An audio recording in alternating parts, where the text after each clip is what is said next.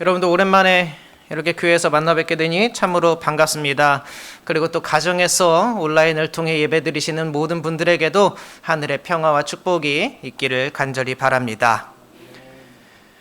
만세, 제가 키우는 강아지 이름입니다. 이 만세라는 강아지는 제가 손에 간식을 딱 쥐고 있으면 꼼짝도 하지 않고 앉아서 제 손에 있는 간식만 쳐다봅니다. 아무리 좋아하는 장난감을 옆에서 흔들어 대도 미동도 하지 않은 채 제 손에 있는 간식이 언제 떨어질지 그것만 쳐다보고 있어요. 목표가 아주 확실한 거지요. 사람도 마찬가지 아니겠습니까? 한 가지 목표를 정한 사람은 그 주변을 서성이지 않습니다. 기웃기웃거리지 않아요. 내가 처한 상황이나 환경이 변했다고 해서 그 마음에 품은 뜻이 바뀌지 않는다는 겁니다. 이미 정한 뜻이니 바뀔 수가 없는 거지요. 오히려 고통과 시련의 시간을 지나면서 그 뜻이 더욱더 확고해지는 경우도 많습니다. 죽음의 위협 앞에서도 해방을 위해 싸웠던 역사가 있고요. 총칼 앞에서도 믿음을 지킨 신앙의 역사도 있습니다. 이렇게 환난과 핍박이 있을 때 오히려 더 강해진다는 것은 여러 기록을 통해서도 우리가 잘 알 수 있습니다. 오늘 이 느헤미야에게도 나름대로 정한 뜻이 있었어요. 바로 예루살렘의 재건이지요. 이 뜻을 위해서 느헤미야의 눈물은 마를 날이 없었고, 그리고 또 그 눈물은 느헤미야의 발걸음을 움직이게 했습니다. 자신에게는 이미 장밋빛 미래, 좋은 기회와 보장된 이후의 삶이 있었지만 세상의 성공을 뒤로 한 채 다 무너져버린 곳 예루살렘, 고향 땅으로 향했습니다. 자신이 인정받는 자리가 아니라 자신을 필요로 하는 곳으로 그 발걸음을 옮긴 것이지요. 그래서 왕의 도움을 받아 느헤미야는 예루살렘까지 단숨에 달려왔습니다. 오는 동안 지난주에 말씀드렸던 대로 왕의 조서를 통해서 아무 어려움 없이 올 수 있었고요.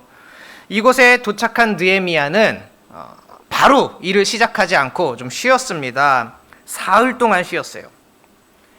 사흘간 쉬면서 느헤미야가 알게 된 사실이 있는데요. 그 뭐냐 하면 사람들 마음이 다 내 맘 같지가 않더라, 이거예요. 좋은 일이고 모두를 위해서도 이게 다 좋은 일인데 다들 좋다고 할 줄 알았는데 이 성전 재건을 반대하는 사람들이 있다는 거예요. 오늘 10절을 살펴보면 느헤미야의 귀환, 그리고 그가 품은 성전 재건에 대한 그 뜻을 굉장히 불편해하는 사람들이 나옵니다. 10절입니다. 호른 사람 산발랏과 또 종이었던 도비야, 이 두 명이 이스라엘 자손을 흥황하게 하는 사람이 온다는 소식을 듣고 심히 근심하더라, 이렇게 적혀 있어요. 이스라엘 자손을 흥황하게 하려는 사람, 다시 말하면 어떤 사람이 이스라엘 자손의 형편을 좋게 하려고 오는데 그 소식을 듣고 몹시 근심했다라는 겁니다. 이미 예루살렘에는 이 느헤미야에 대한 소문이 쫙 퍼졌었나 봐요. 일전에 포로로 끌려갔던 느헤미야라는 사람이 있는데 그가 왕의 좋은 친구가 되었음에도 불구하고 고향으로 돌아온다는 거예요. 심지어 왕이 이곳까지 잘 갈 수 있도록 사람도 몇 명 붙여주고 또 가서 큰일 하라고 지원도 빵빵하게 해준다는 그런 소문이 이미 싹 퍼졌어요. 예루살렘에 남아있던 사람들은 느헤미야가 온다는 소식을 듣고 반반이었어요. 혹시 앞잡이는 아닐지, 혹은 진짜로 우리를 구원해줄 메시아가 아닐지 그의 행보를 주시했습니다. 그런데 이미 예루살렘에는요 다른 지역에서 온 사람들도 있었어요. 남은 자들이 아니라 또 다른 사람들이 다 무너져버린 이곳에서, 황폐화된 이곳에서 주도권을 잡으려고 애쓰고 있었습니다. 혼란스러운 사회에서 언제나 그 혼란을 틈타 자기의 이득을 취하려고 하는 사람들은 언제나 있어 왔고, 오늘 본문에 나와 있는 산발락과 도비야도 그런 부류의 사람이었습니다. 자, 이런 모습을 보고 느헤미야는 그들과 싸우지 않고 오히려 조용히 상황을 면밀하게 살피면서 3일을 보냈고, 그토록 보고 싶어 했던 예루살렘 성벽도 직접 가서 봤습니다. 늦은 밤에 말을 타고 몇몇 사람과 함께 성벽을 보러 갔어요. 해가 다 떨어지고 밤에 찾아갔어요. 밤에 가서 본 예루살렘 성벽은 내가 생각했던 것보다 더 처참했겠지요. 그 성벽을 바라보고 느헤미야는 이제 어떻게, 언제 일을 시작할지, 그리고 또 어떻게 진행할지 그림을 그리기 시작했습니다. 사람들한테 가서 내가 어떤 사람이고 또 앞으로 어떤 일을 할 것인지, 그 일들이 당신들한테 얼마나 좋은 일인지 이런 거 설명하는데 애쓰지 않았어요. 사람들의 말과 여론을 움직여서 자기 편을 만들지도 않았습니다. 내가 하는 일이 얼마나 의로운 일이고 이게 다 하나님을 위해서 하는 일인데 사람들을 데려다가 설득하지도 않았어요. 이해 못하는 사람들 데려다가 설명회라든지 공청회 같은 것이라도 하면 좋은데 그렇게 하지 않았습니다. 이해하지 못하는 사람 데려다가 그거 설명하는 것이 얼마나 무의미한 일인지 이 느헤미야는 알고 있었던 것 같아요. 다만 중요한 일이기에, 굉장히 중요한 일이기에 이 일을 하고 있다는 것을 알리는 것이나 혹은 보여주는 것에 신경을 쓰지 않았고 매우 조심스럽게 현장 조사부터 느헤미야는 했습니다. 사실 그래요. 모든 사람들이 다 내 맘과 같을 필요도 없고 그럴 수도 없습니다. 모든 사람들이 다 내 편일 수가 없어요. 그리고 또 내 편이어야 된다라는 생각도 사실은 우리가 하면은 안 됩니다. 어떻게 모든 사람이 다 내 맘 같을 수가 있겠습니까? 다만 하나님이 내 편 되어 주신다면 누가 뭐라 해도, 다른 옆에서 누가 뭐라 해도 다른 사람의 눈물을 묵묵히 닦아줄 수 있고 또 무너진 것들을 다시 모을 수 있고 상처들을 싸매고 치유할 수가 있는 것이지요.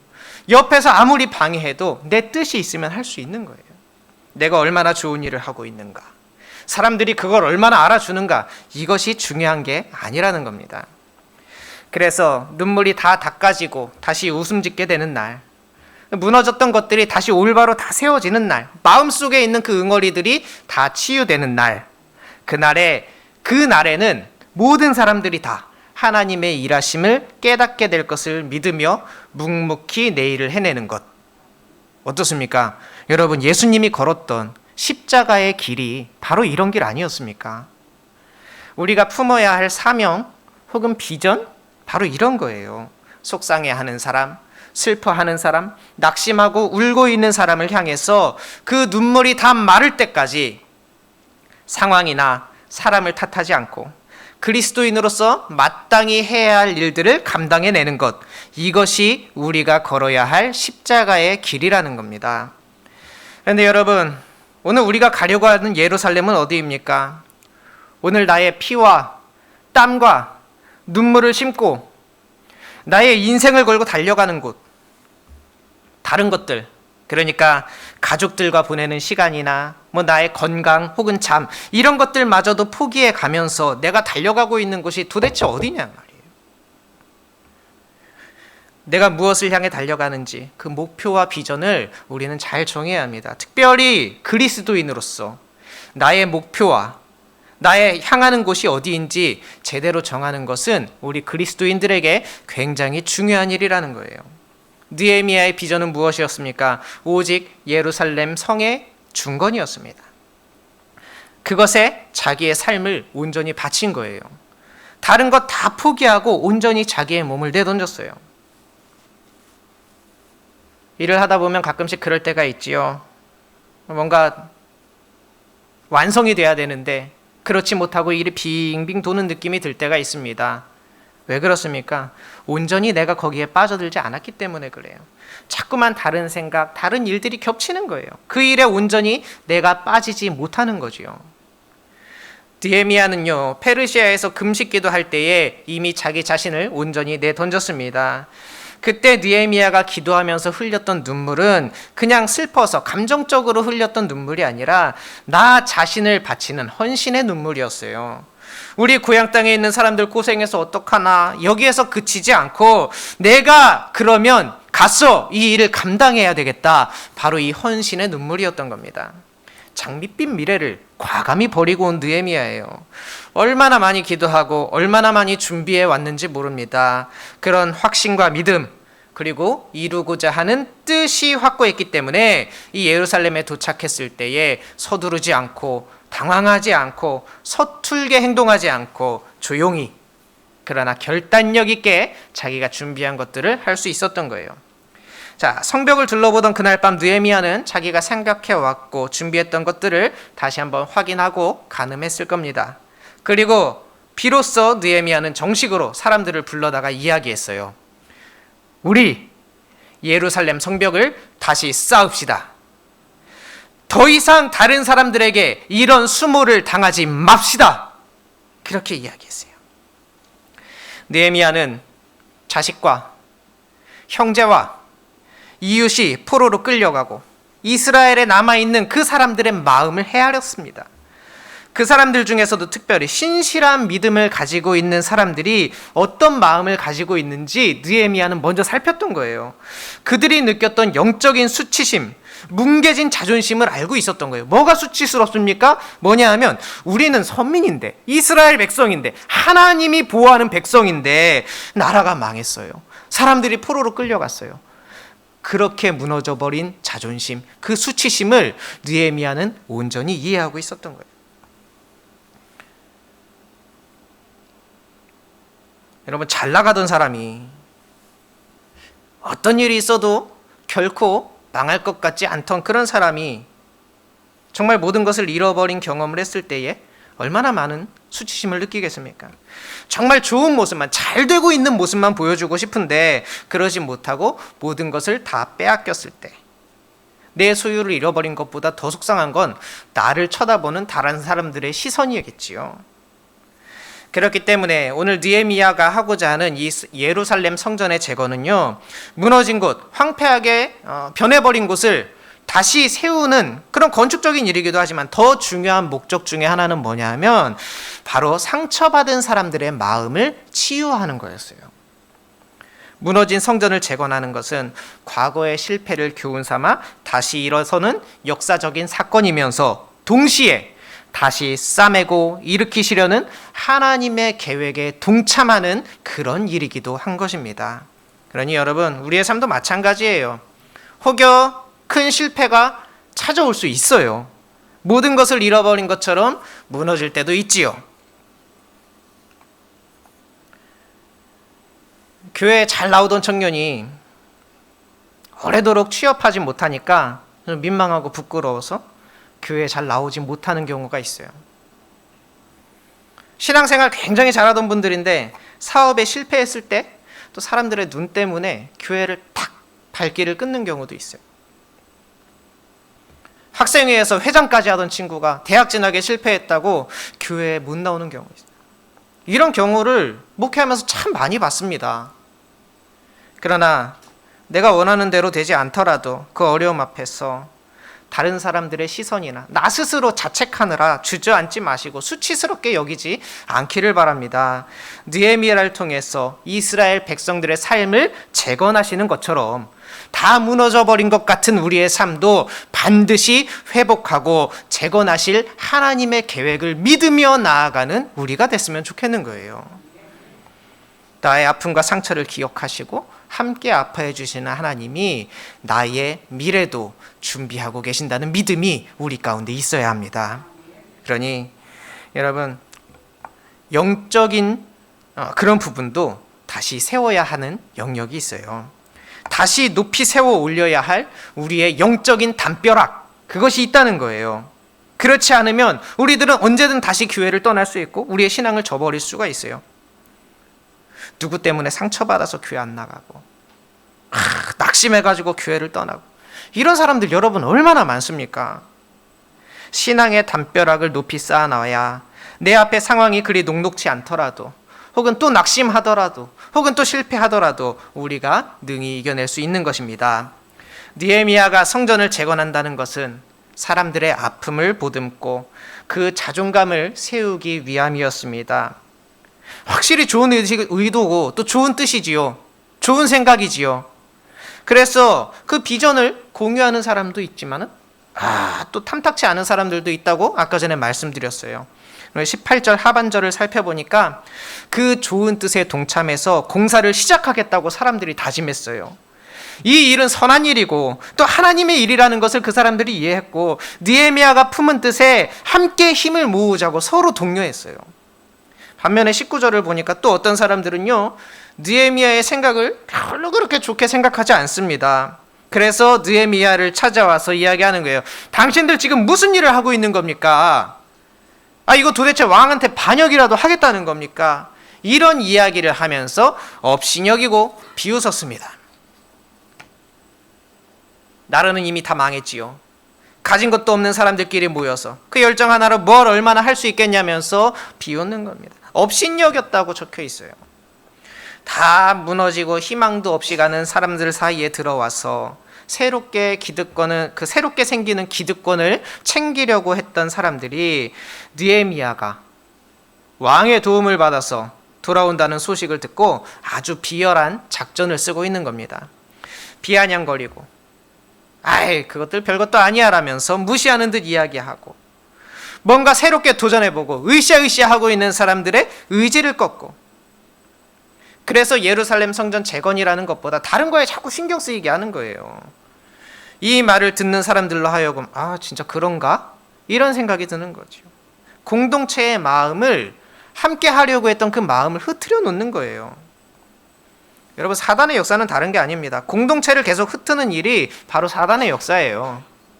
늘 그렇습니다. 선한 마음을 가지고 뭔가를 하려고만 하면 비아냥거리거나 안 될 거야, 혹은 너 혼자 그거 한다고 해서 뭐 돼, 이런 부정적인 말을 하는 사람이 항상 등장해요. 좋은 일만 하려고 하면 항상 생깁니다.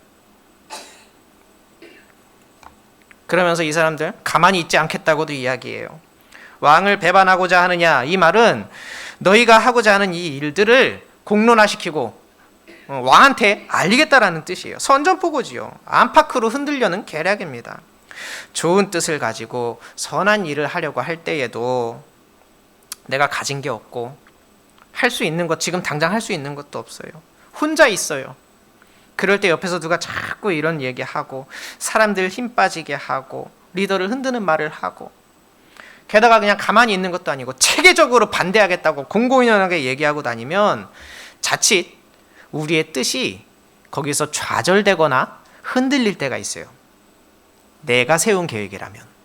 그런데 나의 뜻이 아닌 하나님의 뜻이라면 이런 계략에 넘어지지 않지요.